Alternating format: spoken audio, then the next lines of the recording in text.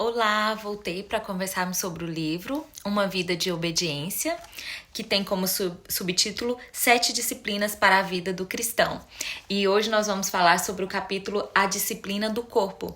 Aqui Elizabeth Elliot é muito direta, muito aberta, e ela fala aquilo que nós precisamos ouvir. Aquilo que nós precisamos ler e deixar entrar no nosso coração, que nossa geração precisa. E ela começa dizendo que a santidade nunca foi a força motriz da maioria.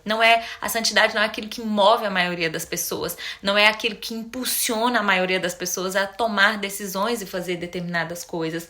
Ela, no entanto, é obrigatória para qualquer pessoa que queira entrar no reino de Deus. O que a palavra diz em Hebreus 12:14, esforcem-se para serem santos, sem santidade ninguém verá o Senhor.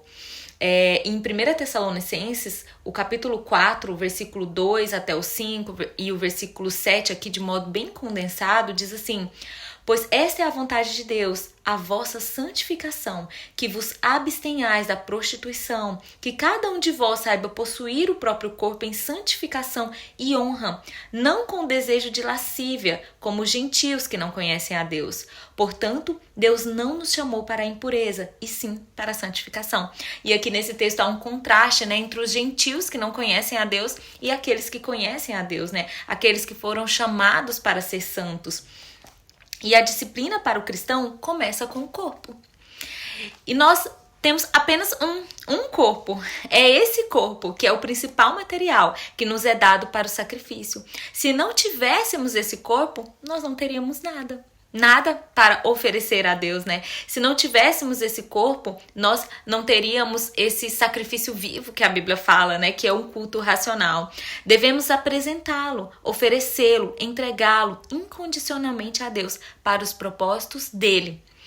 A doação desse corpo composto de sangue, osso e tecido, que vale alguns dólares em produtos químicos, porque nós sabemos que nós precisamos de algumas coisas, para manter esse corpo razoavelmente apresentável, sabonete, produtos para o cabelo, para escovar os dentes, nós gastamos algumas coisas com roupas, há sim um gasto com produtos químicos, mesmo assim, isso torna-se um ato espiritual. Cuidar do corpo, cuidar desse corpo que o Senhor nos deu é um ato espiritual, Como eu citei já Romanos 12:1, que diz que é o nosso culto racional.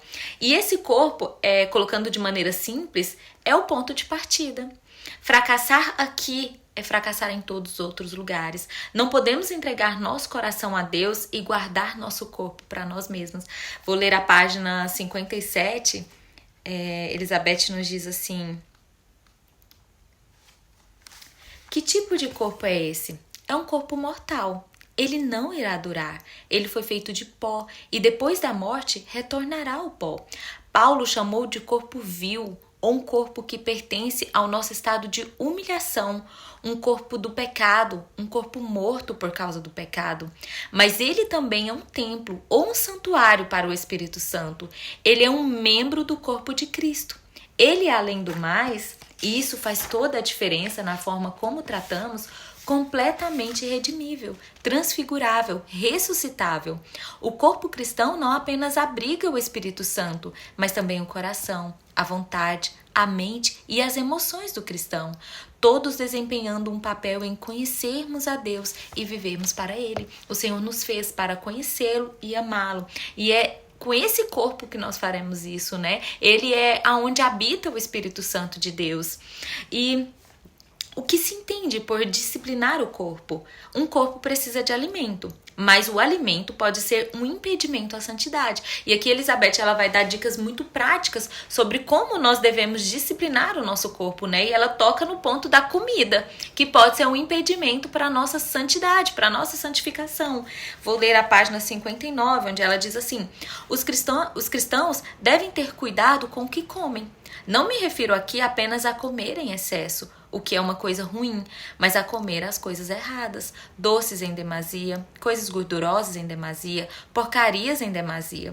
Passei por qualquer supermercado e observe o espaço dado a refrigerantes, doces, lanches empacotados, cereais secos. Poderíamos nos sair muito bem sem nada disso. Experimente por uma semana. Você pode ficar surpreso com a sua dependência desses alimentos. Você pode até descobrir que é um viciado. E isso acontece realmente. Quando nós tiramos determinadas comidas, nós percebemos o quanto ela nos faz falta. Não porque ela nutre o nosso corpo, porque o nosso corpo precisa, mas porque nós estamos realmente acostumados a comer coisas erradas. Ela conta a experiência dela como missionária, né, de como eles comiam uma pequena variedade de comida, mandioca, ovos, raramente havia açúcar, e de como ela vivia bem, né? O quanto o corpo dela era mais disposto por causa disso. E uma forma de começar a ver quão vastamente indulgente realmente somos é jejuar. O quão indulgente nós somos conosco, né? Conosco mesmo. Ou seja, percebemos o quanto somos mole com nossas próprias exigências, quanto somos mimados e permissivos conosco quando decidimos jejuar. É aí que a ficha cai, né? Nós percebemos o quanto nós gostamos de comer coisas que não são realmente necessárias e nós queremos, né? Beliscamos, passamos ali o dia e vemos alguma bolacha no pote e pegamos, e assim nós passamos o dia, né? Comendo coisas que o nosso corpo não necessita para que ele seja bem nutrido, mas é apenas uma maneira de nós sermos permissivos demais, mole demais conosco mesmos, não pensando o quanto malefício aquilo pode trazer, né? Quantas gorduras indesejadas. E ela diz, né, falando ainda sobre o jejum, que o jejum ele sempre fez parte da vida cristã. Eu vou ler aqui um pouquinho sobre o que ela diz sobre o jejum na página 62. Ela diz aqui, já com foco, pensando no jejum como uma disciplina também para a vida cristã, também para nós disciplinarmos o nosso corpo e nos benefícios que isso causa para a nossa vida espiritual. E ela diz assim, o jejum ajuda a nos identificarmos com os famintos, a quem nos é ordenado servir. E isso nós podemos ver lá em Mateus, capítulo 25, do 31 ao 46. O jejum nos lembra de orar, faz-nos abertos ao chamado de Deus, leva-nos a refletir sobre a realização de seu chamado e é um instrumento misterioso da obra do Espírito Santo. É misterioso porque nós não sabemos o que acontece, mas quando nós nos abstenhamos da comida por um período, né, e nos dedicamos à oração, à leitura bíblica, o Espírito Santo de Deus age em nós, ele nos fortalece.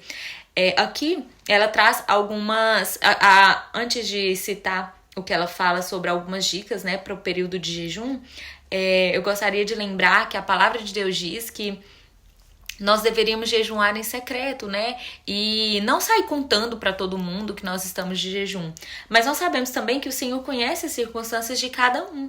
E o propósito do nosso coração, o Senhor conhece. Por exemplo, eu na minha casa, eu tenho um esposo, 2 filhos, é difícil jejuar sem que eles saibam, porque geralmente quando eu jejuo, eu faço a janta, eu preparo o alimento e eu não sento na mesa para comer com eles, e eles me perguntam, mãe, a senhora não vai comer com a gente? Eu preciso dizer, não, a mamãe vai se abster do jantar hoje, né, para que eu tenha um período de oração e leitura e me concentre nisso. Então, eu não consigo esconder deles, né, eles realmente sabem, mas o Senhor conhece os propósitos do meu coração, né, a minha circunstância, e não é em desobediência à palavra de Deus que eles acabam ficando sabendo, é porque realmente é bem difícil esconder, né, da minha própria família esse período na qual eu me abstenho da comida.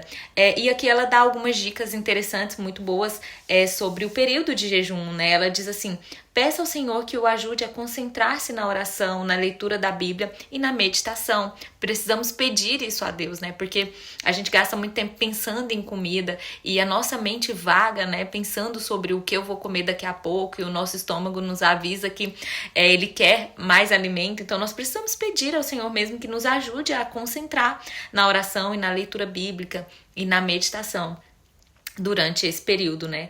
Quando forem detectados sentimentos de orgulho espiritual, confesse-os. Nós temos essa tendência muitas vezes de achar que porque nós estamos jejuando, nós somos melhores do que determinadas pessoas que não estão praticando ali o jejum conosco, né? E quando esses pensamentos de orgulho espiritual vier sobre nós, nós devemos confessá-los a Deus.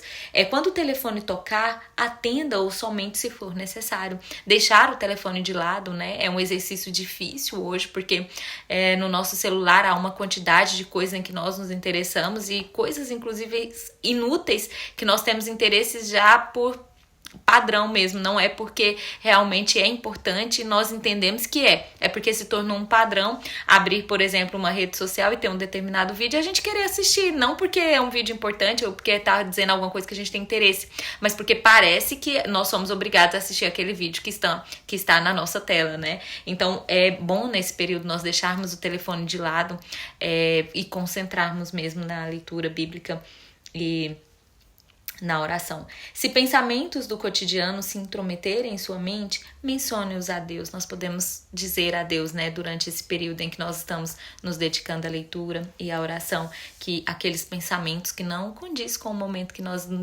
resolvemos dedicar somente a Deus e a palavra, estão invadindo a nossa mente, né? Nós podemos contá-lo ao Senhor. Não fique chocado com sua própria incapacidade de ser espiritual. Os maiores santos conheciam sua pecaminosidade e fraqueza.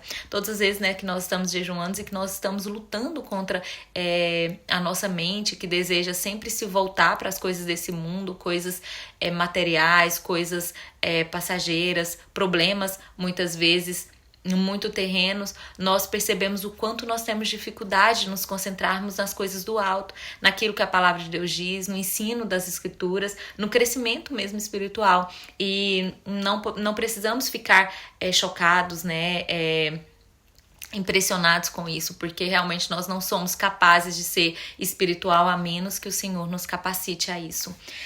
E aí ela toca num ponto doído até, e ela fala sobre a gula, né? Ela entra no ponto da gula em seguida, logo depois de conversarmos sobre, nos ensinar sobre o jejum, né? E ela diz que a gula é um dos pecados mais óbvios atualmente. Por que é óbvio? Porque nós vemos, né, o quanto as pessoas estão acima do peso hoje em dia, né? E é geralmente aceito tacitamente. A Bíblia condena esse pecado e pouco se fala sobre isso até a partir do púlpito da igreja. E é um assunto embaraçoso, chega muito perto de onde as pessoas, incluindo muitas vezes até o pregador, vive. Então, como um pregador que às vezes está ali muito acima do peso, entrará nesse ponto, né, tão importante de nos ensinar que a gula é pecado, sendo que talvez ele mesmo seja uma pessoa que não consegue controlar, né, aquilo que come, a quantidade que come. E eu vou ler para vocês a página 64, onde Elizabeth nos diz assim: embora uma porcentagem muito pequena de pessoas esteja acima do peso por razões fisiológicas, a grande maioria simplesmente come muita coisa que não deveria. É isso mesmo. As calorias que não são queimadas são armazenadas em gordura. Aquilo que nós comemos em excesso e não é queimado, né, durante o dia, vira um armazena-se no nosso corpo, né, em forma de gordura. E geralmente nós podemos ver, né, mesmo com as roupas que nos ajudam a esconder, muitas vezes isso é perceptível. E aqui, como ela disse, muitas vezes não é um caso de doença física. Poucas pessoas têm uma condição médica, né, em que realmente não consegue se manter de modo mais equilibrado com relação ao próprio corpo. Mas a maioria realmente come mais do que deveria. E nós devemos pensar sobre isso, mesmo que seja doído, mesmo que nós venhamos a considerar algumas mudanças radicais na nossa vida, no nosso dia a dia, para que o nosso corpo realmente esteja completamente à disposição, né, de ser usado para a glória de Deus, para a expansão do seu reino. E ela diz, né, no final desse assunto sobre a gula: muitos cristãos encontram a força dificilmente esperada do Senhor ao trazer a ele uma necessidade física muito real, muito difícil. Dizer não para a comida, né, pode ser algo muito difícil para algumas pessoas. E se o peso se tornou literalmente um fardo, por que não devemos levá-lo ao Senhor e pedir a ajuda dele para vencê-lo? Nós podemos colocar diante do Senhor: Senhor, eu realmente não estou conseguindo dizer não para a comida, eu estou comendo muito mais do que eu deveria. Me ajuda a vencer, né, essa dificuldade. E ela entra também no ponto de dormir, né, que é uma outra necessidade do nosso corpo. Dormir é uma necessidade do corpo. É preciso disciplina para ir para a cama quando se deve e é preciso disciplina para se levantar. E aqui ela fala para nós pensarmos em hábitos. Seja honesto com Deus a respeito deles. E se você souber que seus hábitos não estão alinhados com uma vida disciplinada, ore pedindo a ajuda de Deus e comece a fazer algo. Aqui ela tá falando sobre os nossos hábitos, né, no dia a dia com relação a dormir, o momento de dormir e o momento de se levantar. Eu sei que se eu não me levantar entre 5 e 6 da manhã, eu estou desobedecendo a Deus, porque eu sei que se eu não fizer isso, se eu não me levantar às 5 ou 6 da manhã para então ter um momento sozinha, né, onde a casa está em silêncio, para ler a Bíblia, meditar na sua palavra e ter um momento de oração, eu não conseguirei fazer isso ao longo do dia, porque eu serei engolida pela minha rotina e eu terminarei o dia sem ter praticado a leitura bíblica, que é um mandamento, né, na vida do cristão. O cristão, ele precisa se alimentar dessa palavra. A Bíblia chega a dizer que nós precisamos meditar nela dia e noite. Então, se nós lemos a palavra de Deus de manhã e pensamos sobre ela durante o dia, nós estamos obedecendo a Deus. Ou se nós a lemos à noite e então no outro dia de manhã levantamos e podemos pensar sobre aquilo que nós lemos no dia anterior, nós estamos em obediência. Mas nós sabemos qual é o melhor horário. Nós sabemos que horas nós devemos levantar para então viver uma vida de obediência. Na página 66, Elizabeth diz assim, contando sobre a experiência do seu próprio pai, ela diz: meu pai tinha uma resposta pronta para aqueles que expressavam incredulidade em relação à capacidade dele de se levantar tão cedo pela manhã. Você tem que começar na noite anterior. Era o que o pai dela respondia, né? Como você consegue levantar tão cedo? E ele dizia, você tem que começar na noite anterior, ou seja, durma mais cedo, então você vai conseguir levantar mais cedo, né? E ela também cita aqui o seu grande professor da Bíblia, L.E. Maxwell, foi questionado por um amigo como tinha sido possível ter obtido a vitória que lhe permitia levantar-se às 4 ou 5 da manhã. Quanto tempo demorou? Você tinha alguém orando com você sobre isso? E ele respondeu, né? Não, eu me levanto. Foi a única resposta que ele deu, né? Então, na verdade, nós nos levantamos quando nós precisamos, realmente saímos da cama. Esse é todo o segredo, né? Realmente tem dias que eu levanto bem desanimada, com sono, às vezes não dormi no horário adequado no dia anterior, mas eu me lembro que eu estou levantando por obediência a Deus. Eu preciso me levantar porque eu preciso ler a palavra, eu preciso meditar nela, e o tempo que o Senhor me deu foi dentro desse horário, né, entre 5 e 6 da manhã. Então eu faço como o professor, eu apenas levanto, né? Às vezes ruim, com sono, vou em direção à cozinha tomar um copo de água, assim, até realmente bem ruim. Mas depois de uma xícara de café ou duas, eu realmente me recomponho e tô ali pronta, né? Pra me dedicar à leitura bíblica. Lá em 1 Coríntios 9, 27, Paulo nos diz assim: esmurro meu corpo e o reduzo à escravidão. Disse Paulo, né? Ele colocou isso no contexto de competições atléticas, para as quais o prêmio é uma coroa de folhas desbotadas, mas lembrou aos coríntios que eles estavam em um tipo diferente de disputa, por uma coroa eterna, que não pode desbotar. Aqui Paulo falava desse contexto, né, dos atletas, onde eles corriam por uma coroa de folhas que se desbotaria e ficaria feio. E nós estamos correndo em busca de uma coroa que não irá se desbotar, né? A palavra de Deus nos promete. Então nós nos levantamos e corremos e fazemos aquilo que o Senhor nos pede. Ela também fala sobre exercícios, né? De que o nosso corpo precisa de exercício. E ela diz assim: é muito importante se mover de alguma forma. Não ande quando você puder correr. Quando você puder subir de escadas ao invés de pegar um elevador, vá pelas escadas. Quando fizer tarefas domésticas, mova-se rapidamente. Se o trabalho de sua vida exige sentar-se em uma mesa a maior parte do dia, você terá que se organizar para colocar seu corpo em movimento. Nós temos que nos movimentar. Ela termina dizendo, né, falando sobre o exercício físico, a importância do exercício físico. E eu, com experiência própria, né, posso dizer que sim, o exercício físico faz muita diferença no nosso dia a dia. Eu tenho uma tendência de gastar bastante tempo sentada, né? Mesmo quando não é um trabalho em si, eu gosto muito de tirar um momento, né, da tarde para ler e estudar. Por um período da minha vida, isso se tornou algo bem cotidiano, principalmente quando eu praticava o homeschooling em casa com as crianças. Eu passava um longo período da tarde sentada estudando para então dar aulas no outro dia de manhã, também sentada ao lado da mesa perto dos meus filhos.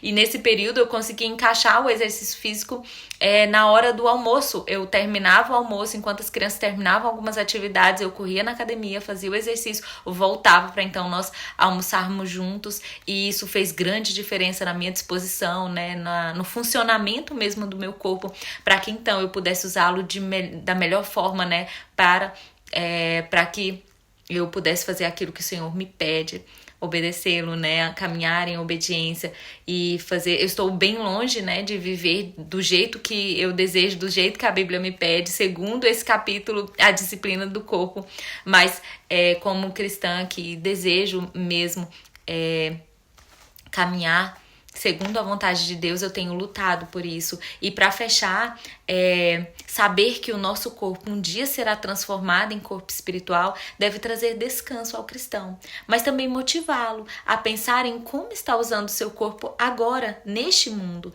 Mesmo que a carne e o sangue atuais não possam herdar o reino de Deus, lembre-se, cada parte de você já está marcada para um dia ressuscitar e se assentar com o Senhor. Esse será, né, o nosso futuro glorioso junto com Cristo. E pensar nisso deve nos levar a disciplinar o nosso corpo para a glória de Deus e para a expansão do seu reino. Espero que você tenha gostado desse capítulo. Os meus comentários não substituem a leitura do livro. Ler esse livro é indispensável. Há muito mais nesse capítulo para nós aprendermos e crescermos. Eu aprendi muito e espero que você tenha o desejo de comprar o livro e lê-lo do início ao fim. Um beijo, fiquem com Deus.